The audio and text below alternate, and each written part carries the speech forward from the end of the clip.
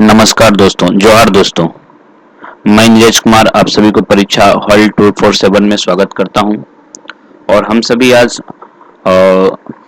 Maths के 2020 question series के first part को लेकर के आए हैं और देखते हैं आने वाली सभी परीक्षाओं के लिए 20 महत्वपूर्ण प्रश्न को। So we will move to question number first. First question कहता है कि pipe A and pipe B can fill a cistern in 10 hours and 15 hours। Means question क्या कह रहा है आपका कि पाइप A है और पाइप B है। मैं इसके कलर को चेंज कर लेता हूं, पेन के कलर को। Pipe A and pipe B can fill a cistern in 10 hours and 15 hours respectively। Means pipe A 10 घंटे में और पाइप B कितने घंटे में भरता है? 15 घंटे में। Time taken by them if both the pipes are open at the same times. कहता है अगर दोनों पाइप एक साथ खोल दिए जाएं तो बताइए कि कितने समय में टंकी भर जाएगी। तो इन क्वेश्चंस को बनाने का बड़ा शॉर्ट टेक्निक बता रहा हूं आप लोगों को। सबसे पहले क्या करना है, ये 10 और ये 15, इन दोनों का एलसीएम ले लेना है। तो 10 और 15 की एलसीएम कितनी आ जाएगी? 30। जो एलसीएम आएगा समझेंगे कि वही टोटल काम करना है। तो ये 30 सोचना है कि टोटल काम करना है। अगर 10 आवर में 30 काम करता है पाइप ये, तो एक आवर में डिवाइड करने से आपको पता चल रहा है कि 3 काम करेगा। कितना काम करेगा? 3 काम करेगा। ठीक इसी तरह से पाइप बी जो है यह क्या कर रहा है? 15 आवर में 30 काम कर रहा है, तो एक आवर में कितना काम करेगा? 2 काम। आपने क्या देखा कि पाइप ये 1 घंटे में 3 काम और पाइप बी 1 घंटे में 2 काम, तो दोनों मिलकर के 1 घंटे में कितना काम कर ले रहा है? 5 काम कर ले रहा है। टोटल काम दोनों को करना है 30 और 5 दोनों मिलकर के 1 घंटे में काम कर रहा है। टोटल कितने घंटे में टोटल काम हो जाएगा? टोटल टंकी कितने घंटे में भरेगी? सो आप देख सकते हो A, option A is right. ठीक है। So we will move to question number second. Two numbers are in the ratio of 3:4, their LCM is 96, greater number is what. बड़ा सिंपल सा क्वेश्चन है और एग्जाम का फेवरेट क्वेश्चन है। कई exam में ये क्वेश्चन पूछे गए हैं। कहता है, आपसे पूछा जाता है कि 2 नंबर्स है, 2 नंबर्स है, एक और रेशियो क्या है इसका? 3x और ये दोनों 4x में है। इन क्वेश्चंस को बनाएंगे कैसे? इन चीजों को अच्छे से देख लेंगे आप। इन क्वेश्चन को हम लोग बनाएंगे कितने आसान तरीके से, ये देखिएगा। 2 नंबर है, उन दोनों 3:4 के रेशियो में ये नंबर्स हैं। यानी पहला नंबर 3x और दूसरा 4x। तो इस केसेस में क्या दिख रहा है आपको कि इन दोनों का एलसीएम क्या होगा? 3 एक कॉमन है इसमें, ये x कॉमन है इन दोनों में से, और 3 और दूसरे नंबर में 4। सो यू विल फाइंड कि इसका एलसीएम क्या होगा? 4 3 12x, जो कि दिया हुआ है 12x बराबर 96। क्या दिया हुआ है? या 12x बराबर 96। आप डिवाइड करेंगे तो आप क्या देखेंगे? x का वैल्यू कितना है? 8 आया। एक संख्या 3x है, एक 4x है। 3x संख्या है यानी x पुट करेंगे 8 3 24 और 8 पुट करेंगे इसमें तो 8 4 32। So the option second is correct. Then question number 3। A shopkeeper buys a TV for ₹16,000। ये शॉपकीपर कितने रुपए में खरीदता है टीवी को? 16,000 रुपए में खरीदता है। जिस रेट में टीवी को खरीदता है वह कॉस्ट प्राइस कहलाता है। जिस रेट में कोई सामान को हम खरीदते हैं उसको क्या कहलाता है? कॉस्ट प्राइस कहलाता है। कॉस्ट प्राइस कितना है? 16,000। And sells it at 15% loss, और लॉस में सेल करता है। किसमें सेल करता है? 15% लॉस में सेल करता है। अच्छा, आप देखेंगे 16,000 रुपए में खरीदा था, 15% लॉस में बेचा, तो सेलिंग प्राइस क्या होगा? तो देख लो, तो 15%, 16,000 का 15% लॉस, इसका 15% निकाल लेते हैं कि लॉस का राशि कितना हुआ। ना 2020 कैंसिल। आप देखेंगे इसको इससे गुना करेंगे, क्या निकला? ये 2400 रुपए लॉस निकला। 16,000 रुपए की सामान थी और इसको 2400 रुपए लॉस पे बेचा, तो 16,000 में 2,000 गया तो 14,000 रुपए दिख रहा है, जिसमें से 400 माइनस करेंगे तो आपको क्या दिखेगा? 13,600 is the right answer. So we will move on next questions. Question दिया हुआ है कि age of Harsh is 40 years. यानी हर्ष नाम का कोई एक व्यक्ति है, उसका एज कितना ईयर्स है? 40 ईयर्स। एंड एज ऑफ रीत की एज है 60 ईयर्स। आगे कहता है how many years ago ratio of there edges, कहता है इनके कितने साल पहले इनके एज का रेशियो 3:5 ईयर होगा। तो मान लेते हैं हर्ष का 40 और रीत का 60, ये दिया हुआ है। मान लेते हैं x साल पहले इन लोगों का एज का रेशियो 3:5 होगा, यही है। तो क्रॉस मल्टीप्लाई करेंगे तो कितना हो जाएगा 200 माइनस 5x बराबर 180 minus 3x। You will find की दैट माइनस 5x उधर 5 चल जाएगा तो 5x हो जाएगा और 3x माइनस होकर 2x हो जाएगा। 180 इधर आकर के माइनस में होकर के 20 दे देगा और दैट मीन्स x का वैल्यू कितना है 10। x क्या माना था मैंने कि x ईयर्स पहले उन लोगों का रेशियो 3:5 होगा, तो पूछा था कितना साल पहले उसका 3:5 होगा, तो ऑप्शन क्या हो जाएगा ए यानी 10 इज करेक्ट।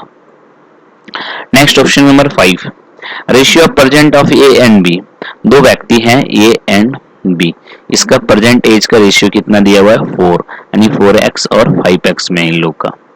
आगे कहता है if this ratio becomes 5:6 after 5 years, यानी इसका एज ये 4x और 5x है और कहता है 5 साल के बाद यानी 5 साल इसका भी एज बढ़ गया और 5 साल इसके एज को भी बढ़ा देते हैं। एंजॉय करिए एकदम पढ़ते पढ़ते तो समझ में आएगी ये क्वेश्चंस। कहता है 4x और 5x था और इसमें 5 साल हमने जोड़ दिया तो ये नया रेशियो कितना बन गया 5:6। लिख लेते हैं। तो कहता है find the present age of, अगर प्रेजेंट एज का रेशियो 4x 5x था, x का वैल्यू आएगा पुट कर देंगे, देन आंसर आपके सामने होगा। क्रॉस मल्टीप्लाई करिए तो कितना हो जाएगा 6 4 जा 24x प्लस 30 बराबर 5 5 जा 25x plus 25। You will find that कि 24x उधर जाकर के माइनस हो जाएगा 1x, इधर x का वैल्यू कितना निकल जाएगा 5। अगर x 5 निकल जाएगा तो कहता है find the present age of A, x का वैल्यू 5 निकला और a का प्रेजेंट ए कितना है, एज कितना है 4x, तो x का वैल्यू 5 अगर पुट कर देंगे इसमें तो 4 5 जा 20, 4 5 जा 20, so the right answer is option B. Next questions देखेंगे। Giving two successive discounts of 40% equal to giving the one discounts of dash percentage। देखेंगे ये इजी क्वेश्चन है पर एग्जाम में हमेशा पूछे जाते हैं। कहता है कि giving two successive discounts of 40%। Successive discount में समझते हैं, एक एग्जांपल समझेंगे। किसी का प्राइस 100 रुपीज है, इसमें टोटल डिस्काउंट एक बार ना दे करके दो अलग अलग यानी एक बार डिस्काउंट दिया फिर घटे हुए मूल्य पे एक बार डिस्काउंट दिया, तो ऐसे डिस्काउंट्स को हम लोग क्या कहते हैं सक्सेसिव डिस्काउंट। तो ये 100 पे कितना बोलता है, पहले 40% डिस्काउंट दिया, तो पहले 40% डिस्काउंट देगा तो ऐसे भी 100 का 40% 40 होगा, 40 हो गया। यानी फर्स्ट डिस्काउंट का पैसा जो मुझे लाभ मिला ग्राहक को कितना मिला 40 रुपीज मिला। अब कहता है 40 रुपीज डिस्काउंट मिला तो 100 रुपए में 40 रुपीज डिस्काउंट मिल चुका है, तो अब प्राइस कितना बचा 60, फिर इसका 40% डिस्काउंट देगा, फिर इसका 40% डिस्काउंट अगर आप निकालेंगे 10 कैंसिल 10 कैंसिल 6 4 जा 24। तो पहले 40 रुपीज डिस्काउंट मिला था, फिर घटे हुए मिल पर 40% 24 रुपीज मिला, यानी टोटल डिस्काउंट कितना हुआ 64%। तो कहता है 40%, यहाँ पे पूछ रहा है कि ये 40% का दो सक्सेसिव डिस्काउंट के बराबर एक डिस्काउंट कितना हो जाएगा, तो हमने कितना निकाला 64%। So option C is correct. ठीक है, so we will move one question number next 7। When a number is increased by 20 it becomes 116% of itself. देखेंगे हम लोग क्या समझेंगे, कोई भी नंबर अपने आप में 100% होता है, कोई भी नंबर अपने आप में कितना होता है 100%, कोई भी राशि अपने आप में 100% होती है। तो देखेंगे मान लेते हैं वह नंबर x था, कितना था x था, और ना वो अपने आप में 20 बढ़ गया, कितना बढ़ गया 20 बढ़ गया, तो x प्लस 20 हो गया, और ये अपना 116% हो गया, यानी इसको कह सकते हैं कि x था और अपने आप में 100% था, बढ़ के कितना हो गया 116% हो गया। हाँ, तो व्हाट इज द नंबर, आप इसको सॉल्व कर सकते हो, सॉल्व करेंगे कितना हो जाएगा, इसको सॉल्व कर सकते हैं, और सॉल्व करने के बाद तो क्रॉस मल्टीप्लाई करके इसको सॉल्व करिए। 100 मल्टीप्लाइड बाय x 100x हो जाएगी, 100x हो जाएगी, यहाँ आप देख सकते हैं 100x हो जाएगा, plus 20 multiplied by 100 that means क्या हो जाएगा 20, 100 और 116x, 100x इधर आ जाएगा, then you will find that 16x is equal to 2000। Now you will divide it, then this is 1 to 5. So the what is the number? अब number क्या माना था? x, x का नंबर वैल्यू कितना आया? 125. आई थिंक क्लियर हो गया होगा. मैं बता रहा हूँ आप लोगों को कि ये सारे क्वेश्चन अगर हम लोग देख रहे हैं, ये जरूरी नहीं कि यही क्वेश्चन आने वाले किसी भी कॉम्पिटिटिव एग्जामिनेशन में पूछे जा सकते हैं, पर ये गारंटी है ना कि इस टाइप के क्वेश्चन पूछे सकते हैं, डेटा चेंज हो सकता है. तो ध्यान रखेंगे ऐसे क्वेश्चंस को अगर अभी हम लोग देख रहे हैं, और आने वाले ये 2020 सीरीज के क्वेश्चंस में अगर हम लोग 20 सीरीज भी जैसे सीजीएल से पहले देख लेते हैं तो 2020 देखेंगे तो 400 क्वेश्चंस हो जाएंगे, लगभग 400 तरह के क्वेश्चंस हो जाएंगे. तो एग्जाम में आप 100% स्कोरिंग कर सकते हैं. तो क्वेश्चन नंबर 8 देख रहे हैं, कह रहा है an exterior angle of a triangle is 80 degree. So एक ट्रायंगल ड्रॉ कर लीजिए. आप सबसे पहले देखेंगे दोस्तों, अगर हम एक ट्रायंगल ड्रॉ कर लिए, कहता है कि an exterior angle of a triangle is 80 degree.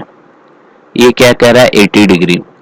And the interior opposite angle are in the ratio of 1:3. और इंटीरियर अपोजिट एंगल का रेशियो कितना है? 1:3.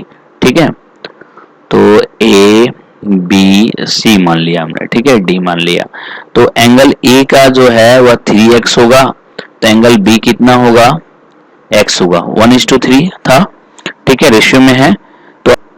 तो आप ट्रायंगल के थ्योरम से जानते होंगे कि किसी भी ट्रायंगल का एक एक्सटीरियर एंगल अपोजिट दो इंटीरियर एंगल के सम के बराबर होता है. किसी भी ट्रायंगल का एक एक्सटीरियर एंगल जो होता है अपोजिट दोनों इंटीरियर एंगल के सम के बराबर होता है. तो ये 80 डिग्री है, तो इसके अपोजिट एंगल ए और एंगल बी के सम के बराबर होगा. ये कौन सा? 80 डिग्री.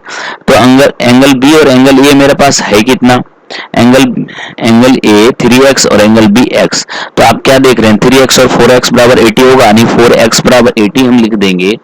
अगर 4x बराबर, देखेंगे एंजॉय करते हुए पढ़ेंगे तो समझ में आएगी, लोड लेकर के कभी तैयारी मत करिए एग्जाम का. 4x बराबर कितना? 80. देन यू विल फाइंड बराबर x बराबर 20.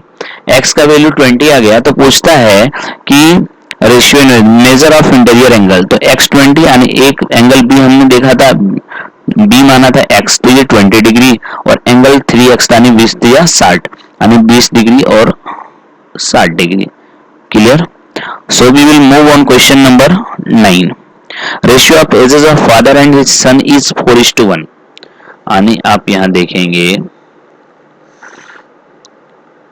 फादर और सन का एज का रेशियो कितना है? 4x और x है.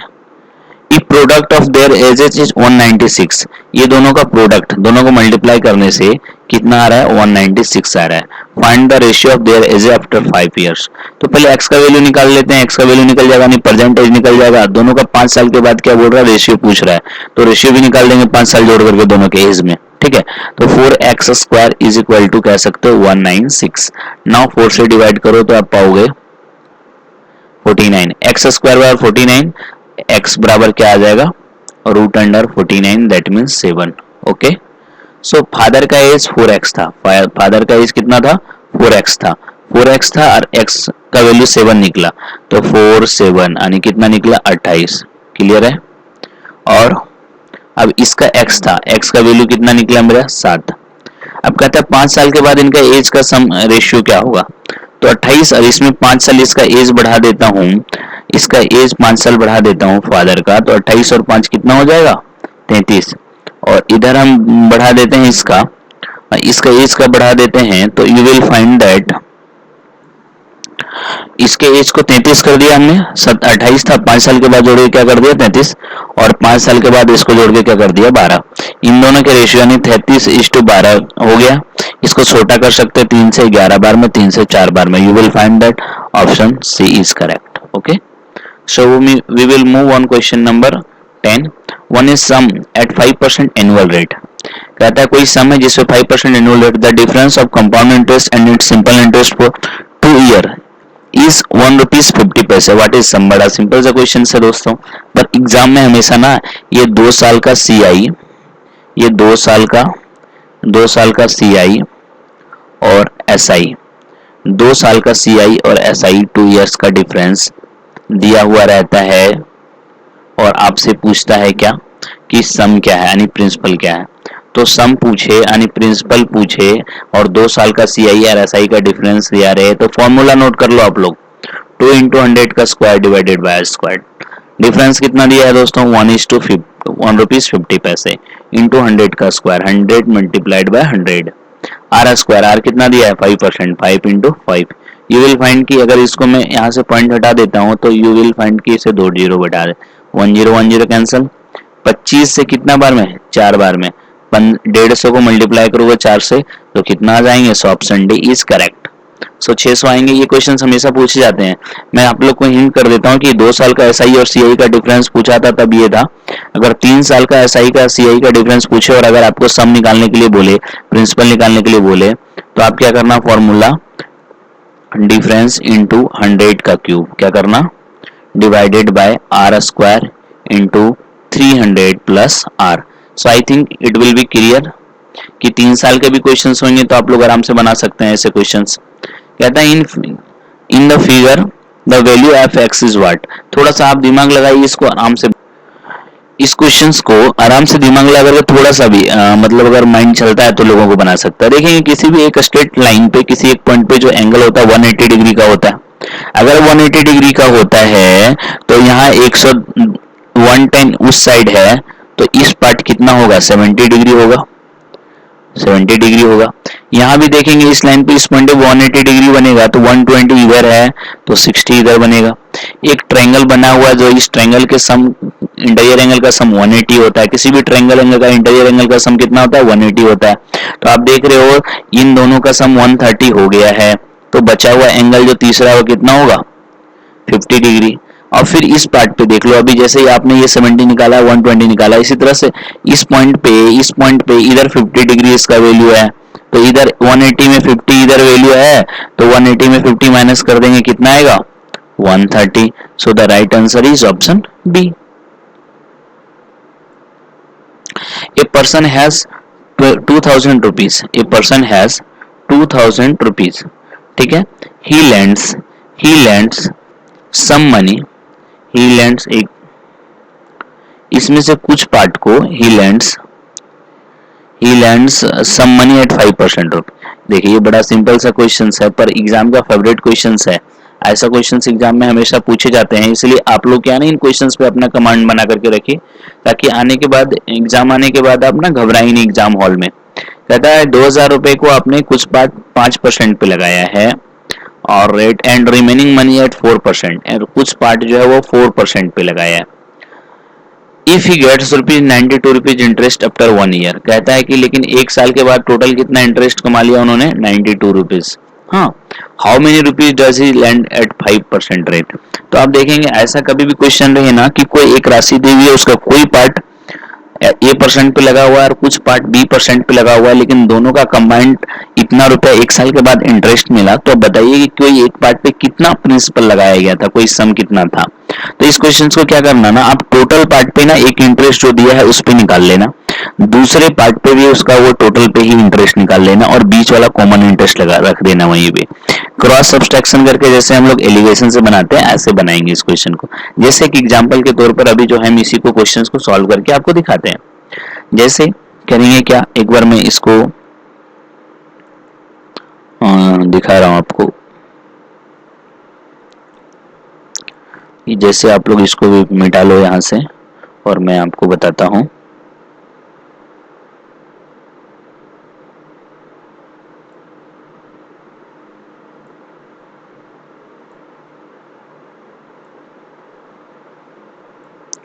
हाँ, इस क्वेश्चन को देखेंगे कितना था, 2000 रुपीज था। 2000 का ना पहले 5% निकालो, 2000 का 5% निकालोगे तो 100 होगा। 2000 का दूसरा पार्ट कितना पे लगा हुआ था, 4%, तो इसका निकालोगे 4% 2000 का तो 80 आएगा और बीच में कॉमन इंटरेस्ट 92 रुपए था। क्रॉस माइनस कर दो एक दूसरे, 100 रुपए में 92 रुपए जाएंगे, कितना आएगा, 8 रुपए। 92 रुपए में 80 रुपए जाएंगे, कितना आएंगे, 12 रुपए। यही रेशियो में दोनों पैसा लगाया गया होगा। तो 4 से 3 बार में छोटा कर लो, 4 से 2 बार में, यानी 3 पार्ट 5% पे लगा है। ये हम 5% वाला कैलकुलेट कर रहे हैं, इधर 4% वाला कैलकुलेट कर रहे हैं। और 3 पार्ट 3%, 3 पार्ट 5% पे और 2 पार्ट कितना परसेंट पे, 4% है। 3 और 2 5 पार्ट इसका शेयर होगा, यानी 5% से आपसे पूछा गया था, तो 3/5 मल्टीप्लाइड बाय कितना रुपीज की बात थी, 2000 रुपए। तो आपसे क्या पाएंगे इससे, 4 3 जा 12, so the right option is C. He does 4/5 of a work in 20 days. He completes remaining work with the help of B. देखिए ये कितना काम कर रहा था। ये टाइम एंड के क्वेश्चंस ना सभी कॉम्पिटिटिव एग्जामिनेशन के में ना पूछे जाते हैं, और इससे ना क्वेश्चंस आसानी से बन जाते हैं अगर थोड़ा सा भी ध्यान से बनाओ। देखो वो ये क्या कहता है, ये 4/5 वर्क को कर दिया, 4/5 वर्क को कितने समय में कर दिया, 20 डेज में। देखो कोई पार्ट काम अगर दिया रहे ना कि ये व्यक्ति 4/5 20 डेज में काम कर देता है, 3/5 10 दिनों में कर देता है, तो ये टोटल काम कितने दिनों में करेगा अगर आपको निकालना हो तो आप कुछ मत करना, ये 4/5 को कितना लिख दो, 5/4 लिख दो, और ये जितना डेज में कर रहा था इससे गुना कर दो। तो इससे आपका क्या पता चल गया कि पूरा काम जो है ना, टोटल काम ये नाम का व्यक्ति 25 दिन में कर सकता है। अच्छा देखो, तो काम कंसीडर करते हैं हम लोग कि एक काम होता है टोटल, एक काम में 4/5 काम हो गया है, तो बचा कितना, एक काम में 1 - 4/5 करेंगे, 1 - 4/5 करेंगे, तो रिमेनिंग वर्क कितना बचेगा मेरे पास, रिमेनिंग वर्क जो बचेगा वो 1/5 बचेगा। और ये 1/5 कौन किया, बी भी साथ हो गया, और बी के सहायता में ना इन लोग 3 दिनों में कर लिया, यानी अब जो है ये 1/5 जो है, अब ये तो पहले से था ही, और बी के सहायता से इन लोग ना क्या कर रहा है, 3 डेज में काम को कंप्लीट कर ले रहा है। तो अच्छा 1/5 काम ए और बी मिलकर 3 दिनों में, तो इसी तरह से पलट करके जैसे ए का टोटल डेज निकाले थे, तो टोटल काम इस लोग कितने दिनों में दोनों आदमी मिलकर के करेगा, 5/1 करिए, डेज से गुना कर दिया, यानी कितने दिनों में, 25 दिनों। कितने दिनों में, सॉरी ये मल्टीप्लाई हमने गलत किया है, 5 3 जा क्या हो जाएगा, 5 3 जा 15। तो आपने क्या देखा कि अब एक डेटा हमारे पास आ गया कि ये अकेला इस टोटल काम को 25 दिनों में कर सकता है, जबकि ए और बी मिल करके इसे कितने दिनों में कर सकता है, 15 दिनों में कर सकता है। तो पूछता है कि B alone take to complete the work, अगर बी अकेला इस काम को करे तो कितने दिनों में करेगा। तो टाइम एंड वर्क के ऐसे क्वेश्चन में क्या करना है, ये अगर ये और बी का काम दिया हुआ रहे टाइमिंग काम का, और ये अकेला का टाइमिंग दिया रहा है, तो ये बी में से ये घटा देंगे तो बी का निकल जाएगा। सो बड़ा सिंपल सा 25 और 15 का पहले एलसीएम ले लो आप, 25 और 15 का एलसीएम ले लेंगे तो कितना होगा, सो यहाँ कितना आ जाएगा एलसीएम, 75 आ जाएगा। और जो एलसीएम आएगा उसे ही हम क्या मानते हैं, टोटल वर्क मानते हैं, एलसीएम को ही क्या मानते हैं, टोटल वर्क मानते हैं। तो हमारा एलसीएम आ गया 75। अच्छा ये 25 दिन में 75 काम करता है, तो एक दिन में कितना काम करता होगा, 3। ए और बी मिलकर के 15 दिन में 75 काम करता है, तो एक दिन में कितना काम करता होगा, 5। ए और बी मिलकर एक दिन में 5 काम, ए अकेला एक दिन में 3 काम, तो बी अकेला कितना, 5 - 3 मतलब 2। ए बी के काम में ए का काम माइनस कर दिया, यानी 2 में बचा।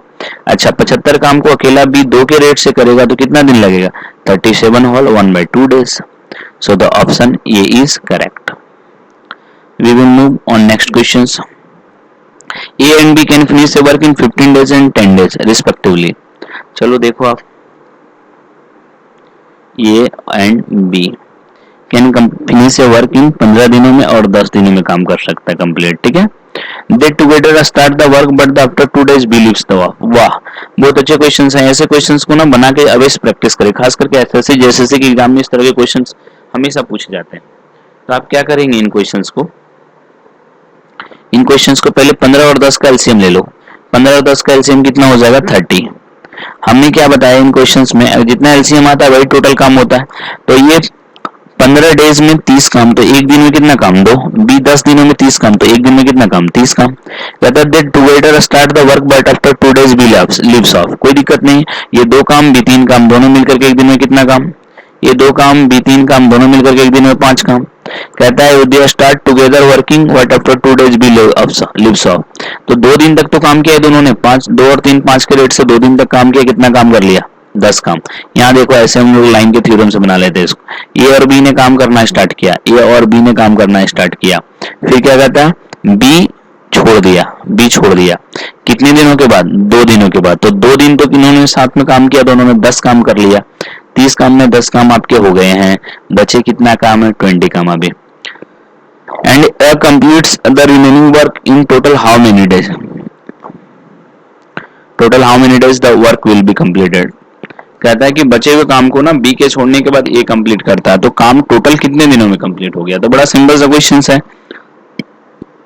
कि ए और बी ने स्टार्ट किया था दोस्तों, पर बी कुछ दिन के बाद काम छोड़ करके भाग निकल गया, भगौड़ा निकल गया, तो समझो अब बी काम नहीं करेगा, कौन काम करेगा, ए काम करेगा। ए की कैपेसिटी एक दिन में 2 काम करने की है और ना 10 काम हो चुकी है, तो बचे हैं 20 काम।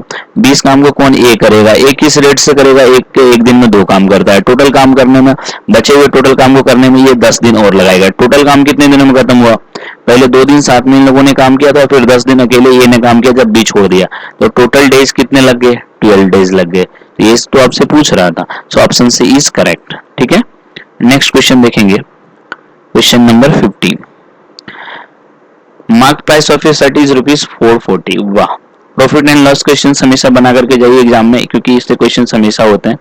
मार्क प्राइस कितना है, 440 है। ठीक है, एक कस्टमर पेज ₹396, ₹396, यानी कस्टमर जो प्राप्त कर रहा है इसे कितने में प्राप्त कर रहा है, 396 में।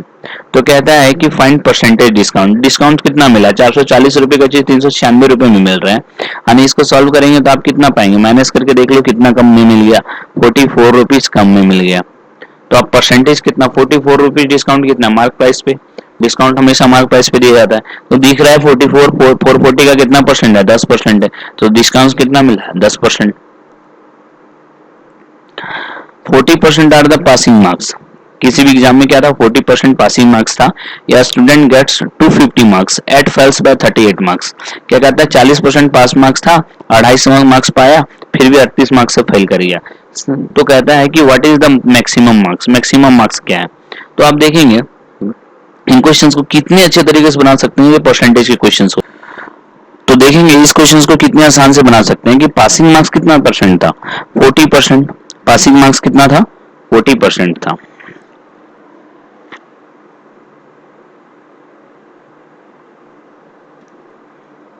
% पासिंग मार्क्स था, यानी आप कह सकते हो, देखेंगे इसको कि मान लेता हूं टोटल मार्क्स x था,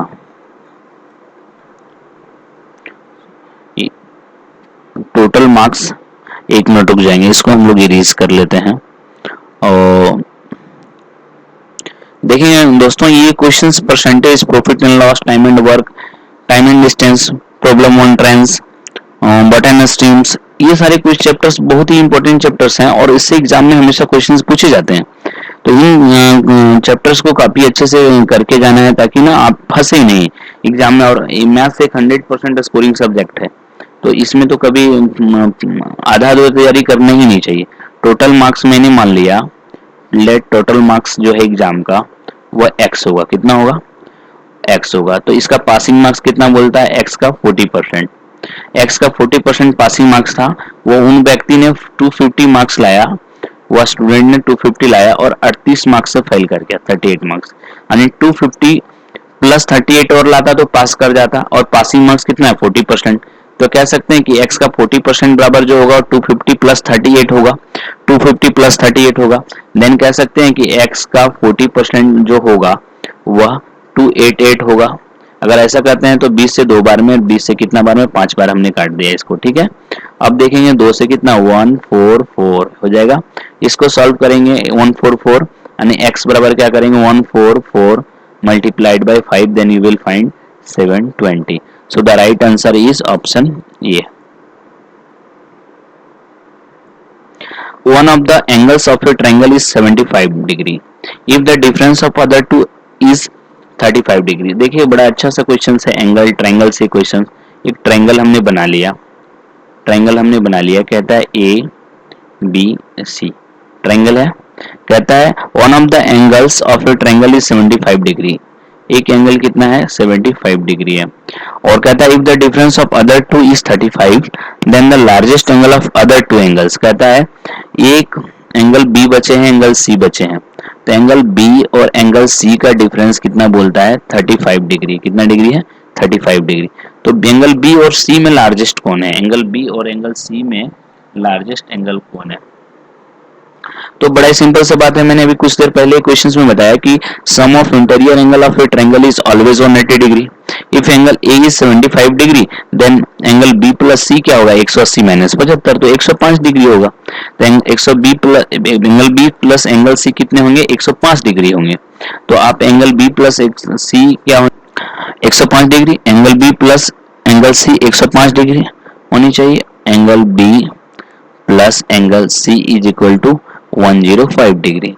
बड़ा सिंपल सा चीज है ना कि ये दोनों इक्वेशंस को अगर हम जोड़ देते हैं तो माइनस एंगल सी और minus angle plus angle C, तो 2 angle B is equal to कितना हो जाएगा 140 degree. So angle B is equal to कितना हो जाएगा 70 डिग्री। ठीक है, तो एंगल बी 70 डिग्री होगा और बचे हुए दोनों का योग था कितना 105, तो ये कितना हो गया 35। तो बचे हुए दो एंगल में से मेजर एंगल कौन है, बड़े एंगल क्या है, on two angles largest angle कौन है 70 डिग्री। सो लार्जेस्ट एंगल क्या है 70 degree, 17 degree is the right answer. ये मेन सेल से रेडियो पर for 990 rupees and get 10% profit. At what price this should be sold in order to get 20% profit? बड़ा simple सा बात है, कहता है ये man sells a radio set for 990 rupees and get 10% profit. Selling price is given 990 rupees. ठीक है, gate 10% profit, इसमें प्रॉफिट कितना है 10%, 10% profit. At what price this should be sold in order to get 20% profit. देखिए एक रामबाण तरीका ऐसे क्वेश्चन को बताता हूँ कि अगर कोई सेलिंग प्राइस दिया हुआ है और उस पर प्रॉफिट परसेंटेज दिया हुआ है और आपसे पूछते बताता है कि ये प्रॉफिट परसेंटेज छोड़ के कोई नया प्रॉफिट परसेंटेज चाहिए तब सेलिंग प्राइस क्या होगा, तो इसमें क्या करना है ऐसे क्वेश्चंस में, अब सेलिंग प्राइस क्या था 990 था, ये प्रॉफिट परसेंटेज 10 था यानी 110% के बराबर था। अब आपको कितना परसेंट प्रॉफिट चाहिए 20%, तो अब क्या कर लो इसका 120% कर लो, हाँ, और बटे 100, तो अब सेलिंग प्राइस मेरी यही होगी 1010 कैंसल। इसको सॉल्व करेंगे 11 से कितना बार में 9 बार में, 1010 यहाँ से कैंसिल कर लो। ठीक है, अब आप क्या देख रहे हो, इसको ऐसे कर लेते हैं मल्टीप्लाइड बाय, इसको 100 करना है, कितना करना है multiplied by 100, then you will find की एक जीरो यहाँ एक जीरो कैंसिल हो गया, देन यू विल फाइंड कि 12 9 78 से यानी 108 पे 10 गया जीरो आया यानी 1080। सो राइट आंसर कितना 1080। ये trader buy something at 20% discount on its mark price, कहता है एक ट्रेडर जो है बाय 20% डिस्काउंट पे कुछ सामान खरीदता है। If he wants to earn 25% profit after giving a discount of 20% by what should its mark price. ये थोड़ा सा रीजनिंग टाइप का समझेंगे तो बहुत इजी बन जाएगा। कहता है trader buy something at 20% discount on it marks price, if he wants to earn a 25% profit after giving a discount of 20%। देखेंगे यहाँ क्या करेंगे, मान लेते हैं वो ट्रेडर ना, मान लेते हैं वह ट्रेडर 100 रुपीज में खरीदा, कितने में खरीदा, if you want to earn 25% profit after giving या डिस्काउंट ऑफ 20%। अगर यह इसका सेलिंग प्राइस क्या होगा, और क्या कह रहा है कि 25% प्रॉफिट कमाना चाहता है, if you wants to earn 25% profit, तो 100 रुपए का पैसा 125 रुपए मिलना चाहिए इसे। और कहता है a trader buys something at 20% discount on its marks price if he wants to earn 25% profit। तो देखेंगे इस क्वेश्चन को और आसानी तरीके से कैसे कर सकते हैं। इसको ऐसा करते हैं, इसको 100 रुपीज ना ट्रेडर का ये ना मान करके इसको ऐसा करते हैं, इसको इरेज करते हैं, पहले इसको थोड़ा इजीली समझाने के पॉइंट ऑफ व्यू से बनाते हैं। क्या कहते हैं, trader buy something at 20% discount on its mark price. क्या कहता है, ट्रेडर जो कितने परसेंट डिस्काउंट पे खरीदा है 20% पे। ठीक है, तो मान लेते हैं मार्क प्राइस जो है इसका वह कितना है 100 रुपीज। मार्क प्राइस कितना है 100 रुपीज। तो मार्क प्राइस में कितना परसेंट डिस्काउंट पर उन्होंने खरीदा है 20% डिस्काउंट पे खरीदा है, यानी वह कितने रुपीज में खरीदा होगा, ट्रेडर जो है वह इसे कितने में खरीदा होगा, ट्रेडर जो है यह इसे परचेज प्राइस, ट्रेडर के लिए कॉस्ट प्राइस मार्क प्राइस 20 था, 20% डिस्काउंट यानी कितना 80 रुपए में खरीदा होगा। कहता है if you wants to earn 25% profit, अगर ये 80 पे 25% प्रॉफिट में कमाना चाहता है तो किसका, इसका 125% में बेचेगा, तो 25 से 5 बार में, 25 से 4 बार में, 4 से 20 बार में, यानी यह कितने में बेचेगा, इसे 100 रुपीज में बेचेगा, कितने में 100 में बेचेगा। लेकिन कहता है कि यह 25% प्रॉफिट कमा करके 100 में बेचना चाहता है, पर इसके पहले वह 20% डिस्काउंट भी देना चाहता है, तो वह ओरिजिनल से कितना अधिक मार्क प्राइस रखेगा, यानी यह जो सेलिंग प्राइस है जिसमें 25% लाभ कमा रहा है, यह 20% डिस्काउंट देने के बाद होना चाहिए। तो यह 20% डिस्काउंट देने के बाद होना चाहिए। तो ये अगर 20% डिस्काउंट देने के बाद होना चाहिए तो यह 100 रुपया जो होगा वह 80% के बराबर होगा। कौन? जो मार्क्स प्राइस बैठाएगा इस पे, जो मार्क्स प्राइस वह इस पे बैठाएगा। सो आप आराम से समझ सकते हैं कि इसको यह जो 100 है यह उस मार्क्स प्राइस का 80% के बराबर होगा। कितना परसेंट के बराबर? 80% के बराबर। तो ये 4 से कितना बार में 20 से 80 को 20 से 4 बार में, और ये काट लेते हैं हम 5 बार में, और आप देखेंगे इसे कितना में काट देंगे